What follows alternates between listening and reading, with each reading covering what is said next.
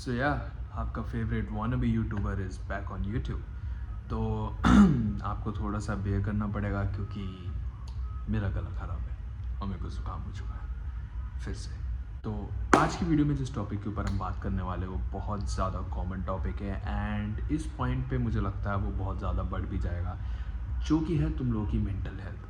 तो मैं तुम्हें कुछ ऐसे टिप्स दूंगा जिसकी वजह से अगर तुम्हें लाइफ में बहुत लो फील हो रहा है या बिल्कुल ऐसा फील हो रहा है कि तुम्हारी वर्थ नहीं है, या तुम एग्ज़ाम के स्ट्रेस में और उसकी वजह से तुम अपनी सेल्फ एस्टीम खो रहे हो, तो उसको हैंडल करने के लिए मैं तुम्हें कुछ टिप्स दूंगा। डिस्क्लेमर ये है कि मैं कोई भी साइकेट्रिस्ट या फिर कोई थेरेपी वाला नहीं हूँ। ये कुछ पर्सनल एक्सपीरियंसेस से मैं बता रहा हूँ जो मैंने अप्लाई करी थी जब मेरा 11th और 12th का फेज़ था, जो कि मेरे हिसाब से ज़्यादा हार्ट ब्रेकिंग था। बट स्टिल वही टिप्स मैं तुम लोगों को पास ऑन कर रहा हूँ, तो तुम लोग ये सारी चीज़ें ट्राई कर सकते हो एंड अगर ये तुम्हारे लिए काम करी वेल एंड गुड, एंड नहीं करी तो I would prefer talking to someone elder और इवन कंसिडरिंग थेरेपी। सो सबसे पहला टिप, अगर तुम लोग तुम्हारी लाइफ में वर्थलेस फील कर रहे हो, तुम्हें ऐसा लग रहा है कि तुम्हारी लाइफ ही वेस्ट है, या तुम्हें बहुत डिप्रेसिंग सा लग रहा है, या तुम मतलब होप लूज़ कर रहे हो और तुम कमरे में पड़े हो, तो सबसे पहली टिप ये है कि कमरे से बाहर निकलो। देखो मैं खुद एक ऐसा पर्सन हूँ जो कमरे में ही पड़ा रहता है पूरे दिन। देखो ये मेरा हॉस्टल का रूम है, मैं यहीं पड़ा रहता हूँ हॉस्टल में आने के बाद। बट इसका मतलब ये नहीं है कि जब मैं लो फील कर रहा हूँ तो भी मैं कमरे में ही पड़ा रहा हूँ, क्योंकि अगर मैं यहाँ पड़ा रहूँगा मेरा सराउंडिंग बिल्कुल वैसे का वैसा ही है, तो धीरे धीरे मेरे को डिप्रेशन ज़्यादा हिट करने लगा, क्योंकि मैं कोई मोशन नहीं देख रहा हूँ अपने लाइफ में। वो स्टिलनेस कुछ ज़्यादा ही तुम्हें लाउड लगेगी, वो साइलेंस बहुत ज़्यादा लाउड लगेगी तुम्हें।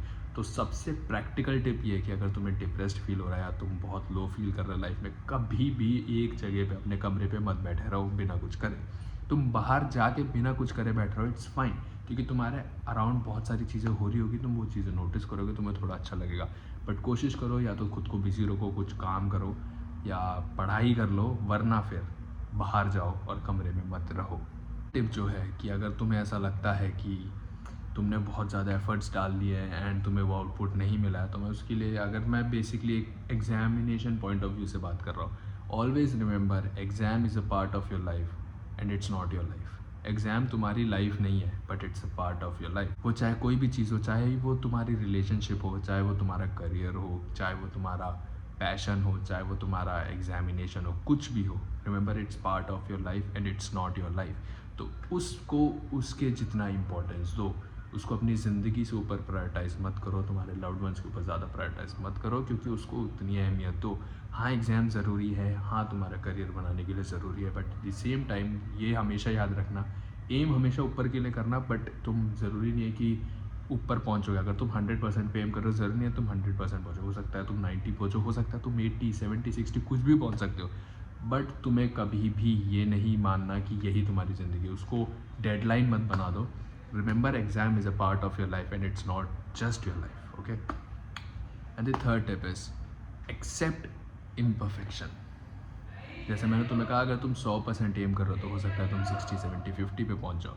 तो क्या इसका मतलब ये है कि तुम बेकार हो? नहीं, पर तुम्हारा एफर्ट हमेशा 100% होना चाहिए।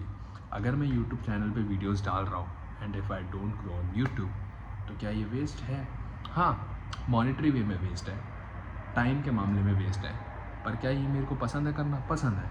क्या मैं इसमें एफर्ट्स डाल रहा हूँ? हाँ मैं डाल रहा हूँ। सो मेरे एफर्ट्स पूरे हैं regardless of the fact of the result. तो हमेशा याद रखना, एफर्ट्स पूरे होने चाहिए। It's worst to regret not doing anything than to do that, okay?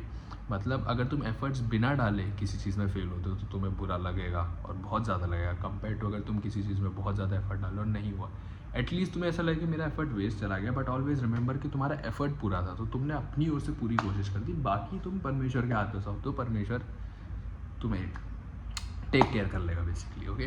तो ऑलवेज रिमेंबर कि तुम्हारे एफर्ट्स मैटर करते हैं। पूरी जी जान लगाओ, पूरी मेहनत करो अपने बोर्ड एग्ज़ाम्स में, अपने एग्जामिनेशंस में, एंड अगर तुम्हारे result up to your expectation नहीं है, पर अगर तुम्हारे एफर्ट्स उतने थे, तो always pat on your back and say you did a great job, क्योंकि तुमने एफर्ट्स जेन्युइनली पुट इन करे हैं। तो बाकी तो परमेश्वर के हाथ में यार, जो तुम्हें मिलेगा उससे तुम खुश रहना सीखो।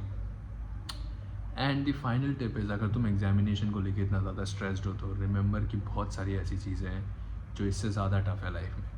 अभी तो बस ये शुरुआत है। मैं भी जब एग्जामिनेशन, मुझे याद है जब मैं पहली बार 10th का बोर्ड देने गया था, मैं बिल्कुल, वो कहते हैं ना, एंग्शियस सा था। मेरे को कुछ समझ ही नहीं आता करना क्या है। एकदम पहली बार किसी सेंटर पे जा रहा हूँ पेपर लिखने, एंड वहाँ जाके डिटेल्स फिल करनी हुई मार्कशीट में, एंड आई वाज लाइक कि अगर गलत हो गया तो क्या होगा, ये हो गया तो क्या होगा। इतने सेट ऑफ रूल्स एंड नया school and all those kind of stuff. But जैसे ही मैंने 10th का दिया, जब मैं 12th का देने गया इट वॉज प्रिटी नॉर्मल, और फिर जब मैं जेई का देने गया it was pretty normal. So I mean experience के साथ आता है। तो हेजिटेट मत करो, हमेशा याद रखो कि ये कोई बहुत टफ चीज़ नहीं है जो तुम कर रहे हो।